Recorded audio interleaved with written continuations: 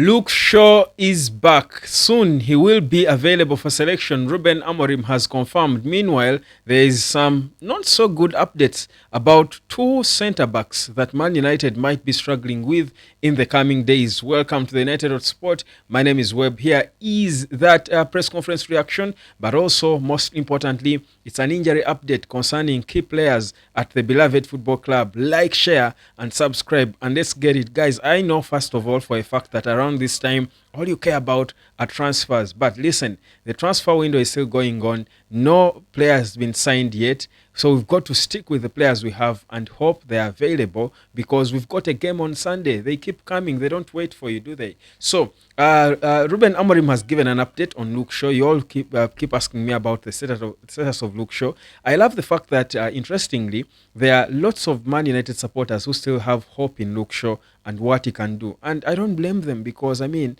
he's probably one of the top 3 best left backs in the world or in Europe when he's fit. But guys, the guy is never fit. But anyhow, according to Ruben Amorim, Luke Shaw is back and ready to train. He will be training for about 2 to 3 weeks for him to look at him with the medical team and assess and see whether he will be ready for some minutes. But at least what is happening now is that he's on his way back to training with the team, but not to be selected for games, because that will take a bit of time, considering that he's been out for a long time. So that's a very important update, because you see, with Man United struggling for a left back and a left wing back, Luke Shaw's fitness, if it can be guaranteed and is kept fit for some time, he could be a solution, and that money that was going to spend on finding a left back could be spent in other positions, because he's a 28-year-old player, he's a senior player. Even Amorim was waxing lyric about him, talking about how important he is as a player. But also, Luke Shaw gives an option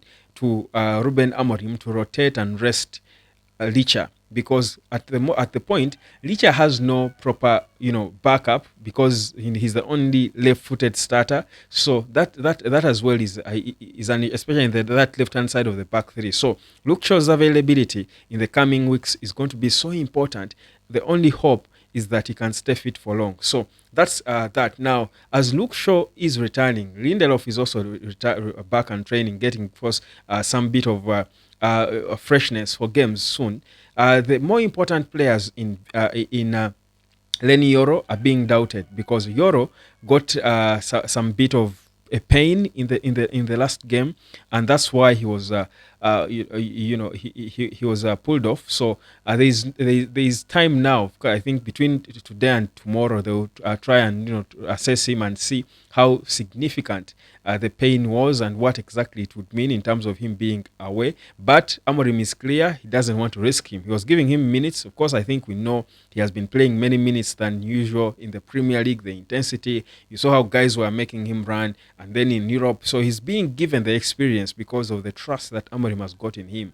But his body maybe needs time to adjust and respond as he also learns. He's a teenager, guys. He's a young boy. So I think for Lenny Yoro, there won't be much issues and worries about whether or not he will be out for long. But the other player who suffered a knock in our penultimate game was Nusal Mazroui. Is partly why he was left out of the squad for the Rangers game. It was a precaution, according to Amorim. So Nusal Mazroui could be back and available. They will assess him and see if he can be able to play. I hope it is. I believe he is. But even if he doesn't, I think it's another an opportunity for him to rest, because he has been playing so many games, to be honest. And in some of them, it hasn't looked good on him. It feels bad for us as people who talk about these players to come here and talk bad about Mazroui when he has a bad game, given how good we know he can be and how he came through for the club when he has just joined the team. And it's never easy to have a perfect start. This is the guy, I think, of all the signings we've had, Mazroui could have been one of the few who came in and directly fitted into the team. Yet not so many people really valued him. People are thinking that was another wasted 15 million quid or thereabout.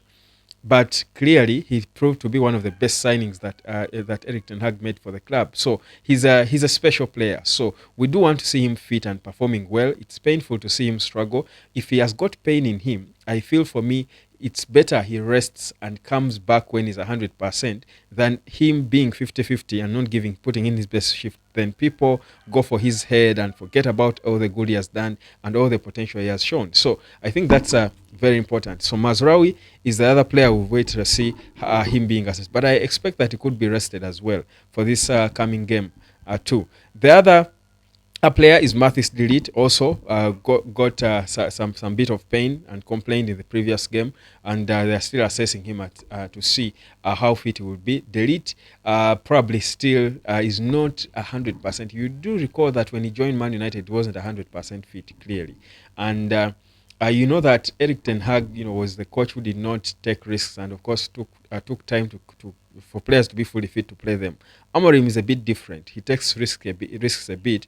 That's mostly because he knows, I think he's better at managing player minutes and bodies and stuff, so he can get a player to give his contribution even if he's not at 100%. So the elite, I think this will always be there until perhaps a certain point when he's fully okay. But I think the elite he could be available.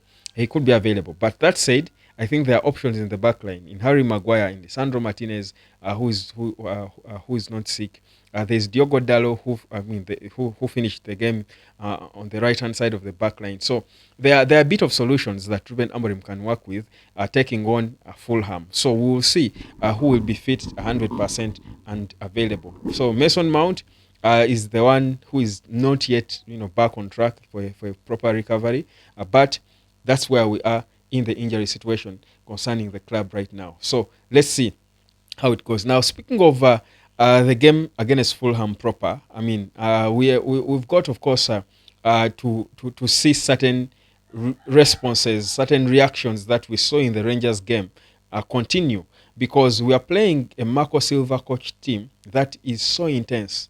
The thing about Marco Silva's teams is their resilience. I mean, what I think makes Marco Silva one of the top gaffers, one of the topmost coaches in football, is the fact that his teams do not give up. Fulham will come at you, even if you're beating them, they will come at you until the very last minute, trying to grind anything and everything they can pick. And I think for me, that's a characteristic that requires the opposition to have the best attitude. Because if you loosen up even in the very last minute, they can punish you. Already Silva is being linked to a move to Tottenham in the event that Postecoglou is sacked, which I don't think is going to happen unless things get so terrible for him. But the thing is, Silva, and this is another Portuguese coach. That's the other thing for you to note. I think Portuguese coaches have not so much respect for Amorim. Yeah. Portuguese coaches just, they are probably the best coaches today, but they view football not so differently. So there are coaches who play not just based on the skill of their players, but on the characters they build. You saw Vitor Pereira and Wolves, and how he was playing the same system as Ruben Amorim, and he was really giving him a proper run for his money. Now, Marco Silva, having been he's a Portuguese manager who has been in the Premier League longer, who has got more skillful players than the Rangers United last first, who we beat, who has taken on all the best managers in the Premier League and given them a proper run for their money. You should expect his first meeting with Amorim at home to be an intense one. It's going to be a battle. Expect a strong attitude from his players. Expect resilience. So these Man United players who are always guilty for losing concentration and dropping concentration in moments in the game have got to step it up. They can't afford to do that against Marco Silva's Fulham. So it's going to be another interesting test. It's a whole different dimension because characters are going to matter. If Man United's players don't show the desire and the hunger, if it's not enough, there is no chance against Fulham. There is no chance. So it's going to be a battle of character. Who wants it more? Tactically, there are two top gaffers. Of course, Fulham are ahead because they've been longer with Marco Silva and they know how he wants to play. But the attitude of Manchester United players they've got to be in beast mode. They have got to be in beast mode. if we are going to have a chance in this game. So let's see how it will go. And of course, tomorrow or later in the night today, I'll be giving you my probable starting 11 and of course tactically what you should expect to come from the Fulham team. But most importantly for me, what I'll tell you is expect war. It should be war. It's the character. The fight should be on. It's not these lazy performances from these United players. It won't happen if we are lazy like that. We won't perform. Trust you me on that. This is the United of Sport. My name is Webb. Like, share, and subscribe, and let me catch you later, fam.